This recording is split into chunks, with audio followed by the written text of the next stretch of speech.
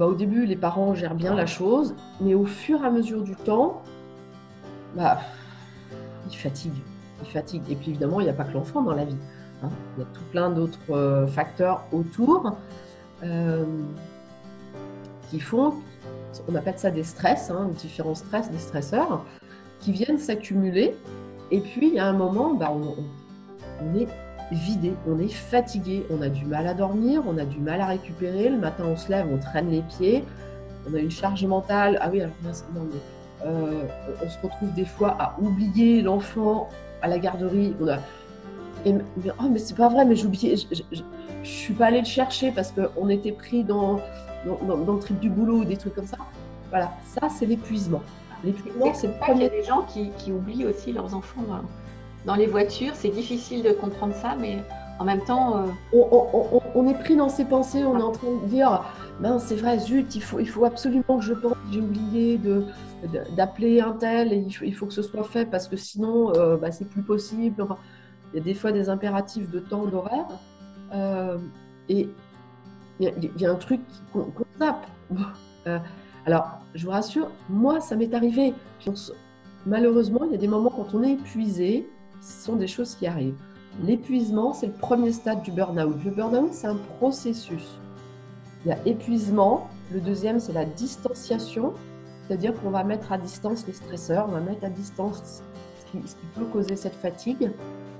Et ça va se matérialiser, par exemple, l'enfant, il tombe, voilà. On se promène, puis il tombe, puis là, on est là. Écoute, on va se débrouiller, hein. On n'est pas dans l'empathie. On ne va pas être là à côté de lui. Ouais, tu t'es fait mal, j'ai vu, tu es tombé, tu as couru. Qu'est-ce qui s'est passé? Fais voir. Puis bon, c'est le comportement empathique d'un parent. Ce comportement-là, on ne l'a plus. En fait, tout va nous agacer, quoi. Tout va nous agacer. Et puis, c'est même pas agacer, c'est on n'en a rien à foutre. Ouais. Voilà. On est épuisé, donc c'est pas grave. Voilà. On dit oui, mais c'est pas grave, ça passera. Voilà. Ça c'est le stade 2. Donc là, c'est déjà un petit peu les prémices de comment on s'en rend compte.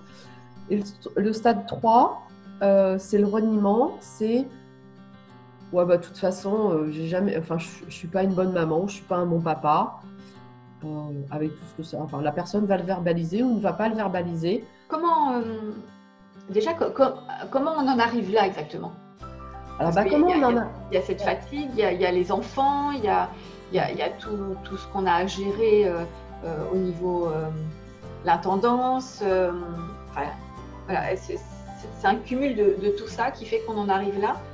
Et moi, sur une question, c'est pourquoi certaines personnes en arrivent là et d'autres pas? Tu en as dit un peu tout à l'heure, mais…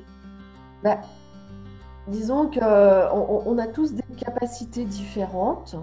On a tous aussi un passé différent. Il peut arriver, ce n'est pas forcément le cas de tout le monde, mais il peut arriver qu'on ait des valises un peu lourdes. Si enfant, par exemple, on a eu une enfance où on n'a pas développé l'empathie. Parce qu'un enfant, il naît naturellement avec de l'empathie, avec du soin pour l'autre, sauf que dans l'éducation qu'on a, on ne va pas l'avoir développé. On va avoir développé un espèce de blindage rigide, etc., avec à l'extrême, c'est marche ou crève.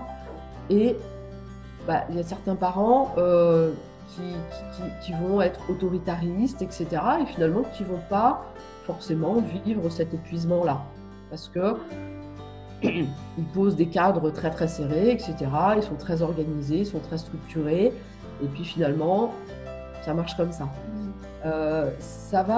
Les personnes qui vont être touchées par cet épuisement parental vont bien souvent, enfin, c'est schématique, hein, c'est pas forcément une généralité, mais avoir découvert en cours de route toute cette partie bienveillante, toute cette partie où l'éducation, c'est au-delà de nourrir, loger, blanchir, donner un système d'instruction à l'enfant, c'est prendre en compte son développement, c'est prendre en compte son bien-être, qui est important, c'est que c'est un instant T, ce moment-là, d'accord? Ouais.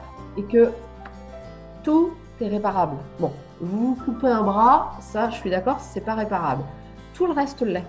Vraiment, tout le reste l'est. Même vis-à-vis des enfants.